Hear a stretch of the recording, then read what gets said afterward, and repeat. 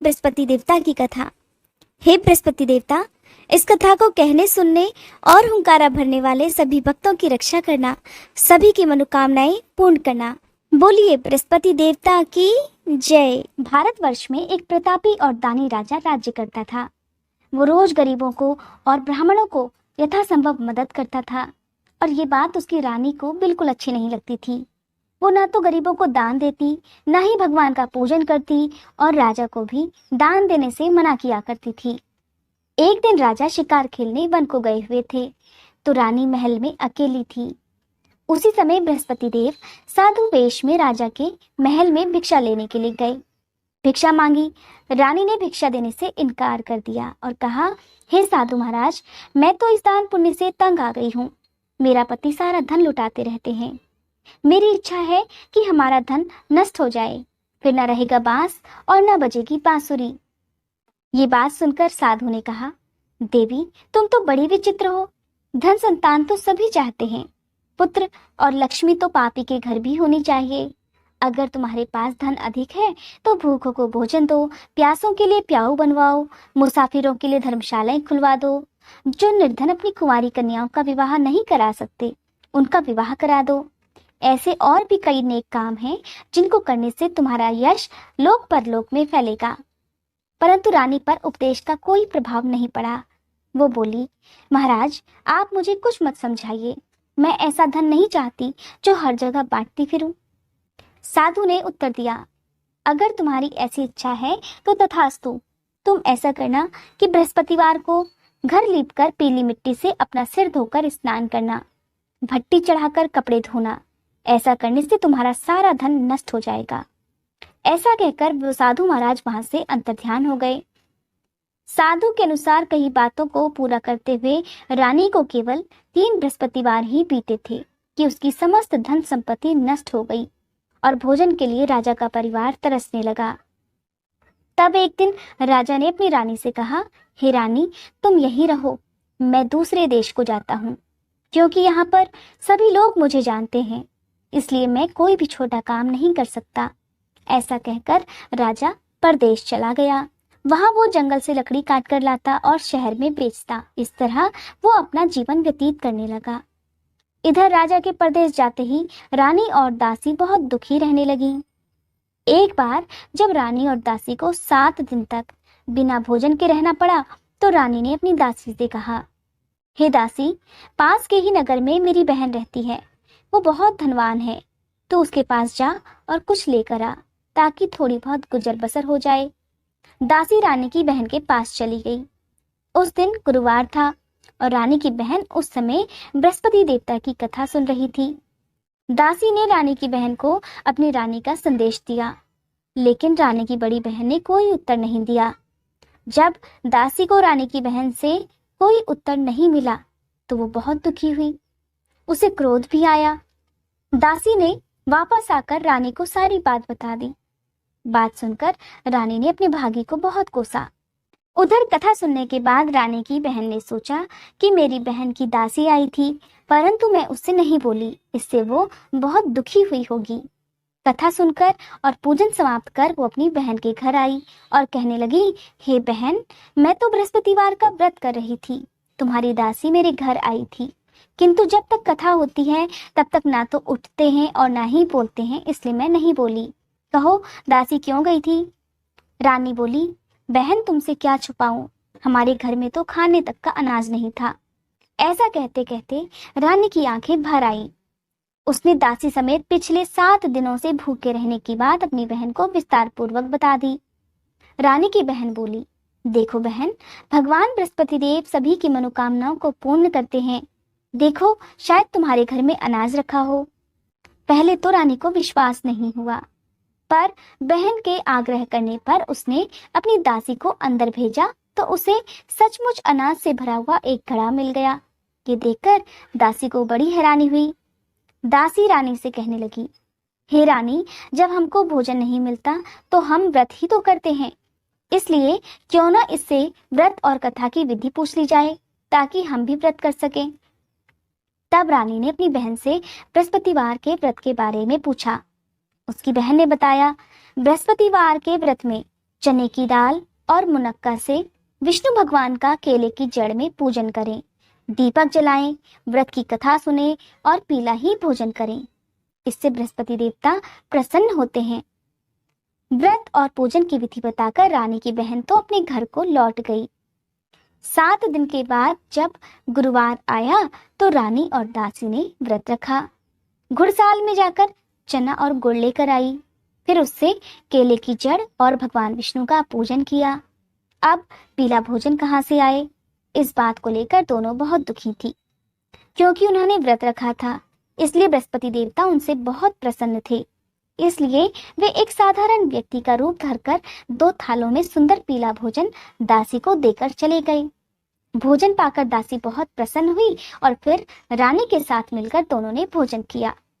उसके बाद वे सभी गुरुवार को व्रत और पूजन करने लगी। बृहस्पति भगवान की कृपा से उनके पास फिर से धन संपत्ति आ गई, परंतु रानी पहले की तरह फिर से आलस करने लगी। रानी को देखकर दासी बोली, देखो रानी, तुम पहले भी इसी तरह से आलस करती थी। तुम्हें धन रखने में कष्ट होता था, इसी कारण तुम्हारा सारा धन नष्ट हो गया। अब जब भगवान बृहस्पति देवता की कृपा से धन मिला है तो तुम्हें फिर से आलस होता है। रानी को समझाते हुए दासी कहने लगी कि बड़ी मुसीबतों के बाद हमने ये धन पाया है, इसलिए हमें दान पुण्य करना चाहिए, भूखे लोगों को भोजन कराना चाहिए और धन को शुभ कार्यों में खर्च करना चाहिए, जिससे तुम्हारे कुल का यश बढ़ेगा, स्वर्ग की प्राप्ति होगी और पितृ भी प्रसन्न होंगे। दासी की बात मानकर रानी अपना धन शुभ कार्यों में खर्च करने लगी, जिससे पूरे नगर में उनका यश फैलने लगा। उधर राजा एक लकड़हारे का जीवन जीने लगा। वो रोज जंगल जाता, लकड़ियां काट कर लाता। एक दिन राजा अपनी दशा को याद करके व्याकुल होने लगा और वो जंगल में ही एक पेड़ के नीचे आसन जमाकर बैठ गया। उस दिन बृहस्पतिवार था। एकाएक उसने देखा कि निर्जन वन में एक साधु महाराज प्रकट हुए। साधु वेश में वे स्वयं बृहस्पति देवता थे। लकड़हारे के सामने आकर बोले, हे लकड़हारे, इस सुनसान जंगल में तुम चिंतामग्न क्यों बैठे हो? लकड़हारे ने दोनों हाथ जोड़कर प्रणाम किया और उत्तर दिया, महात्मा जी, आप सब कुछ जानते हैं, मैं क्या कहूँ। ऐसा कहकर वो रोने लगा और साधु को अपनी आप बीती सुना दी। सुनकर साधु ने कहा, तुम्हारी स्त्री ने बृहस्पति के दिन बृहस्पति भगवान का निरादर किया, जिसके कारण रुष्ट होकर उन्होंने तुम्हारी ये दशा कर दी। अब तुम चिंता को दूर करके मेरे कहने पर चलो तो तुम्हारे सारे कष्ट दूर हो जाएंगे और भगवान पहले से भी अधिक संपत्ति देंगे। तुम बृहस्पति के दिन कथा किया करो। 2 पैसे के चने मुनक्का लाकर उनका प्रसाद बनाओ और शुद्ध जल से लोटे में शक्कर मिलाकर अमृत तैयार करो। कथा सुनने के बाद अपने सारे परिवार और सुनने वाले प्रेमियों में अमृत और प्रसाद बांटकर खुद भी ग्रहण करो। ऐसा करने से भगवान तुम्हारी सब मनोकामनाएं पूरी करेंगे। साधु के ऐसे वचन सुनकर लकड़हारा बोला, हे प्रभु, मुझे लकड़ी बेचकर इतना पैसा नहीं मिलता जिससे भोजन करने के बाद कुछ बचा सकूं। मैंने रात में अपनी स्त्री को व्याकुल देखा है। मेरे पास कुछ भी नहीं जिससे मैं उसकी खबर मंगा सकूं। साधु ने कहा, हे लकड़हारे, तुम किसी बात की चिंता मत करो। बृहस्पति के दिन तुम रोजाना की तरह लकड़ियां काटकर शहर को जाना। तुमको रोज से 2 गुना धन प्राप्त होगा, जिससे तुम भलीभांति भोजन कर लोगे और बृहस्पति देव की पूजा का सामान भी आ जाएगा। इतना कहकर साधु देवता अंतर्ध्यान हो गए। साधु ने कहा, हे लकड़हारे, तुम किसी बात की चिंता मत करो। बृहस्पति के दिन तुम रोजाना की तरह लकड़ियां लेकर शहर को जाना।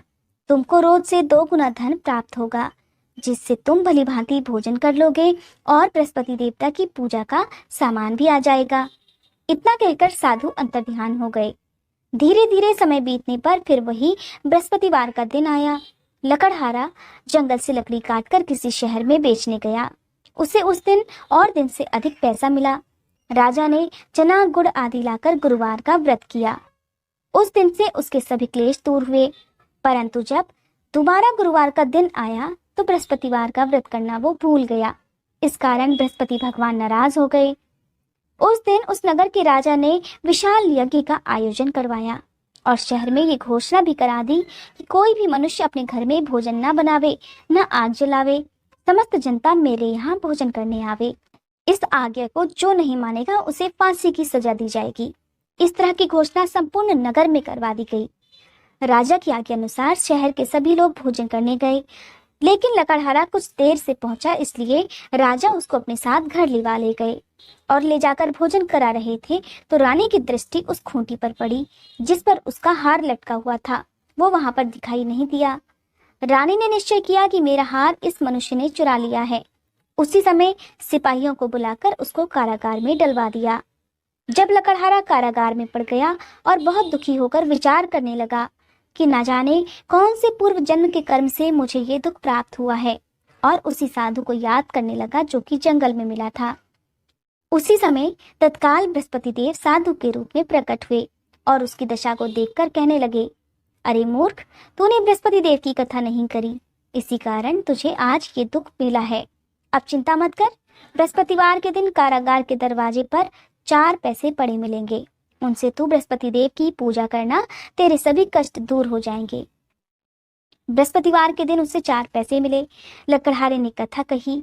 उसी रात को बृहस्पति देव ने उस नगर के राजा को स्वप्न में कहा, राजा, तुमने जिस आदमी को कारागार में बंद कर दिया है वो निर्दोष है, वो राजा है, उसे छोड़ देना। रानी का हार उसी खूंटी पर लटका है। अगर तू ऐसा नहीं करेगा तो मैं तेरे राज्य को नष्ट कर दूंगा। इस तरह रात के स्वप्न को देखकर राजा प्रातःकाल उठा और खूंटी पर हार देकर लकड़हारे को बुलाकर क्षमा मांगी। साथ ही लकड़हारे को सुंदर योग्य वस्त्र आभूषण देकर विदा कर दिया। बृहस्पति देव की आज्ञा अनुसार लकड़हारा अपने नगर को चल दिया। राजा जब अपने नगर के निकट पहुंचा तो उसे बड़ा आश्चर्य हुआ। नगर में पहले से अधिक बाग, तालाब, कुएं और बहुत सी धर्मशाला, मंदिर आदि बन गई हैं। राजा ने पूछा, ये किसका बाग और धर्मशाला है? तब नगर के सब लोग कहने लगे, ये सब रानी और बांदी के हैं। तो राजा को आश्चर्य हुआ और गुस्सा भी आया।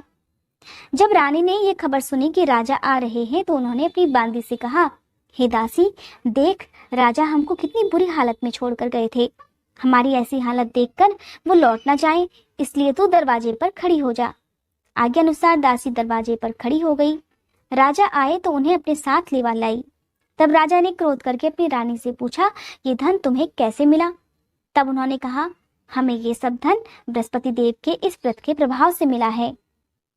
राजा ने निश्चय किया कि 7 रोज बाद तो सभी बृहस्पति देव की पूजा करते हैं, परंतु मैं प्रतिदिन दिन में 3 बार कहानी और रोज व्रत किया करूंगा। अब हर समय राजा के दुपट्टे में चने की दाल बंधी रहती और दिन में वो 3 बार कहानी कहता। एक रोज राजा ने विचार किया कि चलो अपनी बहन के यहाँ हो आवे। इस तरह निश्चय कर राजा घोड़े पर सवार होकर अपनी बहन के यहाँ को चलने लगा। मार्ग में उसने देखा कि कुछ आदमी एक मुर्दे को लिए जा रहे हैं। उन्हें रोककर राजा कहने लगा, अरे भाइयों, मेरी बृहस्पतिवार की कथा सुन लो। वे बोले, लो, हमारा तो आदमी मर गया है, इसको अपनी कथा की पड़ी है। परंतु कुछ आदमी बोले, अच्छा कहो, हम तुम्हारी कथा भी सुनेंगे।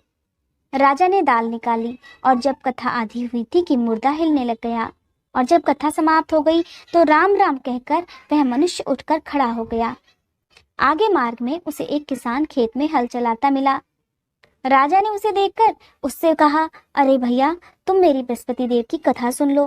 किसान बोला, जब तक मैं तेरी कथा सुनूंगा तब तक 4 हरैया जोत लूंगा। जा अपनी कथा किसी और को सुनाना। इस तरह राजा आगे चलने लगा। राजा के हटते ही बैल पछाड़ खाकर गिर गए और किसान के पेट में बड़ी जोर का दर्द होने लगा। उस समय उसकी माँ रोटी लेकर आई। उसने जब ये देखा तो अपने पुत्र से सब हाल पूछा और बेटे ने सभी हाल कह दिया। तो बुढ़िया दौड़ी दौड़ी उस घुड़सवार के पास गई और उससे बोली कि मैं तेरी कथा सुनूंगी, तू अपनी कथा मेरे खेत पर चलकर ही कहना। राजा ने बुढ़िया के खेत पर जाकर कथा कही, जिसके सुनते ही वो बैल उठ खड़े हुए और किसान के पेट का दर्द भी बंद हो गया। अब राजा अपनी बहन के घर पहुंचा। बहन ने भाई की खूब मेहमानी की। दूसरी रोज प्रातःकाल जब राजा जगा तो वो देखने लगा कि सब लोग भोजन कर रहे हैं।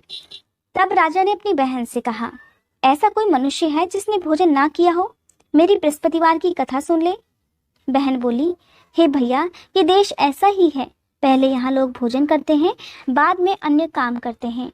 अगर कोई पड़ोस में हो तो देख आऊं। ऐसा कहकर वो देखने चली गई, परंतु उसे कोई ऐसा व्यक्ति नहीं मिला जिसने भोजन ना किया हो। अतः वह एक कुम्हार के घर गई जिसका लड़का बीमार था। उसे मालूम हुआ उनके यहाँ 3 रोज से किसी ने भोजन नहीं किया है। रानी ने अपने भाई की कथा सुनने के लिए कुम्हार से कहा तो वो तैयार हो गया। राजा ने जाकर बृहस्पतिवार की कथा कह दी, जिसको सुनकर उसका लड़का ठीक हो गया। अब तो राजा की प्रशंसा होने लगी। एक रोज राजा ने अपनी बहन से कहा, हे बहन, हम अपने घर को जाएंगे, तुम भी तैयार हो जाओ। राजा की बहन ने अपनी सास से कहा। सास ने कहा, हाँ चली जा, परंतु अपने लड़कों को मत लेकर जाना, क्योंकि तेरे भाई के कोई औलाद नहीं है। बहन ने अपने भैया से कहा, हे भैया, मैं तो चलूंगी, पर कोई पालक नहीं जाएगा। राजा बोला, जब कोई पालक नहीं चलेगा तब तुम भी क्या करोगी। बड़े दुखी मन से राजा अपने नगर को लौट आया। राजा ने अपनी रानी से कहा, हम निर्वंशी हैं, हमारा मुंह देखने का धर्म नहीं है और कुछ भोजन आदि नहीं किया।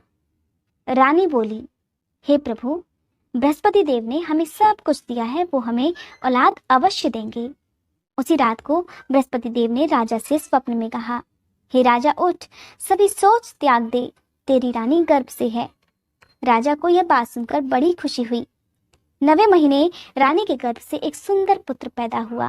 तब राजा बोला, हे रानी, स्त्री बिना भोजन के रह सकती है, पर बिना कहे नहीं रह सकती। जब मेरी बहन आए तब तुम उससे कुछ मत कहना। रानी ने सुनकर हाँ कर दी। अब जब राजा की बहन ने ये शुभ समाचार सुना तो वो बहुत खुश हुई और बधाई लेकर अपने भाई के यहाँ आई। तब रानी ने कहा, घोड़ा चढ़कर तो नहीं आई, गधा चढ़ी आई। राजा की बहन बोली, भाभी, मैं इस प्रकार ना कहती तो तुम्हें औलाद कैसे मिलती। बृहस्पति देव ऐसे ही हैं, जैसे जिसके मन में कामनाएं हैं सभी को पूर्ण करते हैं। बोलिए बृहस्पति देवता की जय।